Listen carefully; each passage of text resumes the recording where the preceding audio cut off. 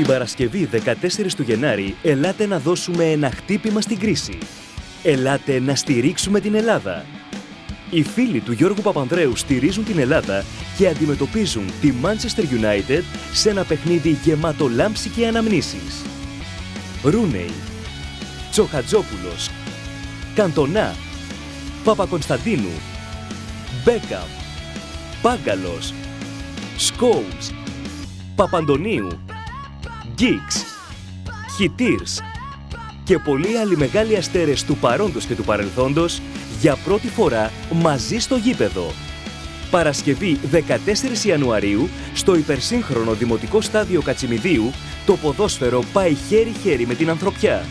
Όλα τα έσοδα της συνάντησης θα διατεθούν για την ενίσχυση του ελληνικού κράτους και του Συλλόγου για την Προστασία του Αγριοπελεκάνου, ο ΑΕΤΟΣ. Φίλοι του Γιώργου Παπανδρέου εναντίον Manchester United. Θα διαιτητεύσει ο Γιώργος Αυτιάς. Παρασκευή 14 Ιανουαρίου. Ελάτε να δώσουμε μια γερή κλωτσιά στην κρίση. Χορηγός αυτοκτονίας, Διεθνές Νομισματικό Ταμείο.